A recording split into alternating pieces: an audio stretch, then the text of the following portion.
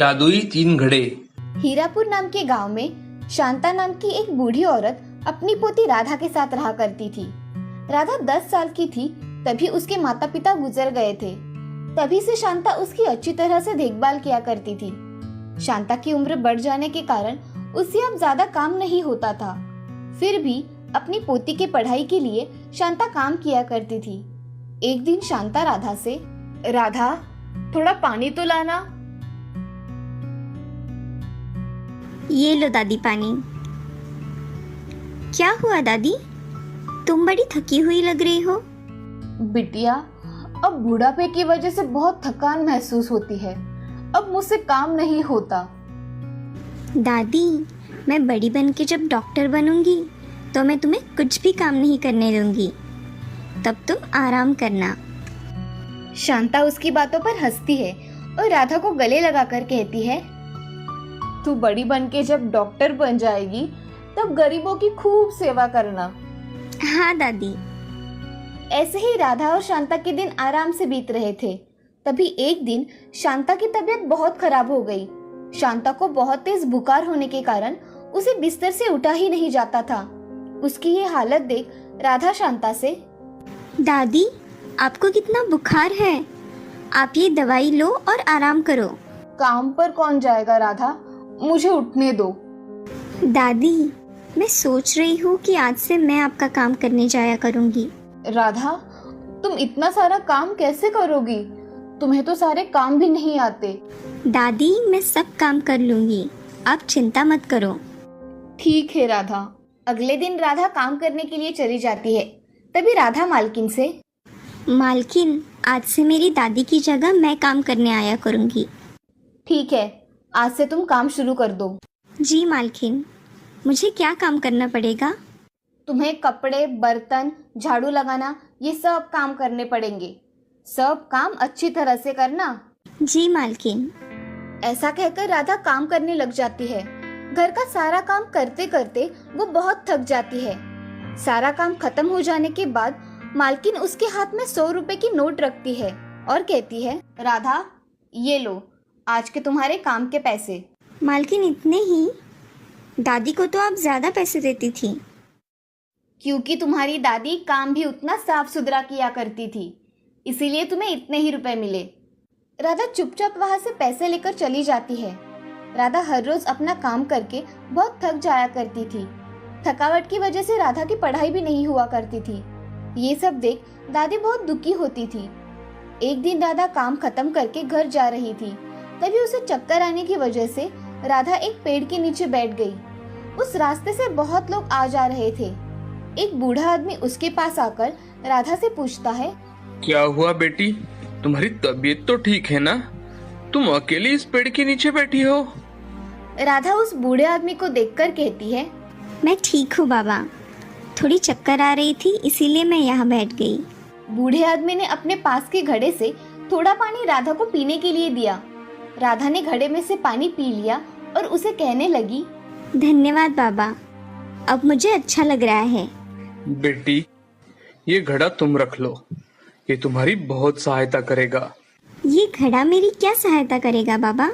बेटी, ये घड़ा कोई साधारण घड़ा नहीं है, ये एक जादुई घड़ा है। इससे तुम जो भी मांगोगी वो तुम्हें मिल जाएगा। क्या ये घड़ा सच में जादुई है? हाँ बेटी, इस घड़े से तुम जो भी मांगोगी वो तुम्हें मिल जाएगा। ठीक है बेटी, अब मैं चलता हूँ, तुम इस घड़े को संभाल कर रखना। धन्यवाद बाबा।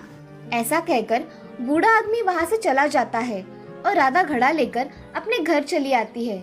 घर आते ही राधा दादी को घड़ा दिखाती है और उससे कहती है कि, दादी, मुझे रास्ते में एक बूढ़े बाबा मिले थे, उन्होंने ये घड़ा दिया है। ये घड़ा जादुई है, इससे मैं जो भी मांगूंगी वो मुझे मिल जाएगा। राधा, सच में ये घड़ा जादुई है? हाँ दादी, चलो मैं इससे कुछ मांग कर देखती हूँ। ऐसा कहकर राधा उस घड़े से खाना मांगती है। हे जादुई घड़े, मुझे मेरे लिए और मेरी दादी के लिए खाना चाहिए। ऐसा कहते ही राधा के सामने खाने के पकवान थालियों में सज कर आ जाते हैं। उन्हें देख राधा और दादी बहुत खुश हो जाते हैं। उस दिन राधा और दादी भर पेट खाना खाते हैं और रात के समय उस घड़े के पास राधा जाकर, हे जादुई घड़े, मुझे इस जादुई घड़े जैसे और 2 जादुई घड़े चाहिए जो हमारी इच्छा पूरी करे। ऐसा कहकर राधा सो जाती है। सुबह उठकर राधा जब देखती है तो उसके सामने जादू के 3 घड़े थे। एक घड़े में सोना, दूसरे घड़े में चांदी के सिक्के और तीसरा घड़ा मोतियों से भरा हुआ था। ये सब देख राधा बहुत खुश हो जाती है और उस दिन से राधा ने बाहर काम करना छोड़ दिया। अपनी दादी के साथ राधा अब खुशी खुशी रहा करती थी। राधा अब पढ़ाई बहुत मन लगाकर किया करती थी और गरीबों की सहायता भी किया करती थी। इस कहानी से हमें ये सीख मिलती है कि जिंदगी में कितनी भी कठिन परिस्थिति क्यों ना आए, हमें उस परिस्थिति का डटकर सामना करना चाहिए। श्यामपुर नाम के नगर में रमा नाम की एक औरत रहा करती थी। वो बहुत ही दयालु किस्म की थी। उसके पड़ोस में सुधा नाम की औरत रहा करती थी। उसका स्वभाव भी बहुत सरल था। उन दोनों में गहरी दोस्ती थी। वो दोनों कुछ न कुछ कारण से एक दूसरे से मिला करती थी। वो एक दूसरे से बहुत अच्छा व्यवहार किया करती थी। बाजार में अगर जाना हो तो दोनों साथ में ही जाया करती थी। दोनों एक दूसरे की अच्छी सहेलियां थी। रमा का पति सुमेध बैंक में मैनेजर था और सुधा का पति संदीप एक प्राइवेट कंपनी में मैनेजर की पोस्ट पर था। दोनों भी अच्छे पड़ोसी थे। एक दिन रमा सुधा से, सुधा कहाँ हो? मैं यहाँ हूँ रमा, क्या कह रही हो? सुधा, मैं बाजार जाने वाली हूँ, तुम भी मेरे साथ बाजार आओगी? रमा, मुझे भी थोड़ी सब्जियाँ लानी है, मैं भी आऊँगी तुम्हारे साथ। कब जाना है? शाम के समय बाजार जाकर आएंगे। ठीक है। चलो फिर मैं चलती हूँ, शाम को मिलते हैं। ऐसा कहकर रमा अपने घर चली जाती है और सुधा अपना काम करने में व्यस्त हो जाती है। अब शाम को दोनों भी साथ में बाजार चली जाती है और दोनों सब्जियां खरीदकर घर चली आती है। अब एक दिन सुधा की बच्ची श्वेता को बहुत तेज बुखार आता है तो सुधा उसे अस्पताल में लेकर चली जाती है। अस्पताल में जाते ही श्वेता का इलाज शुरू हो जाता है। सुधा डॉक्टर से, डॉक्टर साहब, मेरी बच्ची को क्या हुआ है? इसे इतना तेज बुखार क्यों आया है? जरा देखिए ना। मुझे चेक करने दीजिए। डॉक्टर श्वेता को चेक करते हैं और बताते हैं कि मैडम, इसे तेज बुखार होने के कारण हमें इसे एडमिट करना पड़ेगा, तभी हम इसका अच्छे से इलाज कर पाएंगे और इनकी तबीयत में सुधार ला पाएंगे। ठीक है डॉक्टर, मैं इसे एडमिट करवा देती हूँ। ऐसा कहकर सुधा श्वेता को एडमिट करवा देती है और बाहर अपने पति के साथ इंतजार करती है। अब कुछ समय में रमा भी सुधा की बच्ची को देखने चली आती है। तभी रमा सुधा से, सुधा, अब कैसी तबीयत है श्वेता की? मुझे जैसे ही पता चला मैं यहाँ चली आई।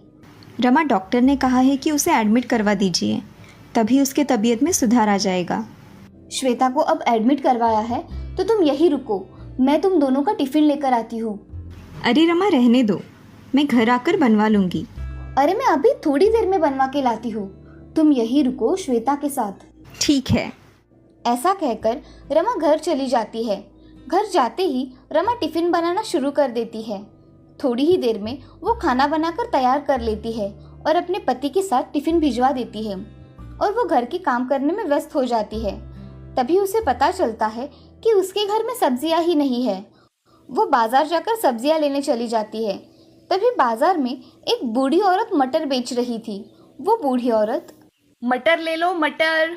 बेटी, ताज़े मटर है, तुम ले लोगी तो मेरे सारे मटर खत्म हो जाएंगे। माँ जी, मुझे 1 किलो मटर दे दीजिए। अभी देती हूँ। ऐसा कहकर बूढ़ी औरत रमा को 1 किलो मटर नाप के देती है। रमा मटर और कुछ सब्जियां लेकर घर चली आती है। तभी रमा सारी सब्जियां तोड़ने लगती है। थोड़ी देर बाद रमा मटर छीलने बैठ जाती है। तभी वो देखती है कि उसके मटर के दाने पीले पीले दिखाई दे रहे हैं। वो सभी मटर के दाने निकाल कर देखती है तो उसे सारे मटर के दाने एक जैसे ही दिखते हैं और सभी दाने पीले रंग के होते हैं। रमा वो दाने हाथ में उठाकर देखती है तो उसे लगता है कि ये दाने सोने के हैं। ये मटर के दाने सच में सोने के तो नहीं, मुझे तो ऐसा ही लग रहा है कि ये सब मटर सोने के हैं। ऐसा हुआ तो कितना अच्छा होगा। रमा ऐसा सोच ही रही थी तभी रमा का पति सुमित घर में आ जाता है और देखता है कि मटर के दाने पीले रंग के हैं। तभी वो रमा से, अरे रमा, इन मटर के दानों को तुमने क्या किया है? ये ऐसे क्यों दिख रहे हैं? मैंने इन्हें कुछ नहीं किया है। ये सोने के मटर के दाने हैं जो कि मुझे एक बूढ़ी औरत ने दिए हैं। क्या तुम सच कह रही हो? ये सोने के दाने हैं, मुझे देखने दो। ऐसा कहकर सुमित वो मटर के दाने देखता है और बोलता है कि रमा, सच में ये सोने के दाने हैं। ये मिलने की वजह से हमारी किस्मत चमक उठी है। ये अब मैं अलमारी में रख देता हूँ। ऐसा कहकर सुमित सारे मटर के दाने अलमारी में रख देता है।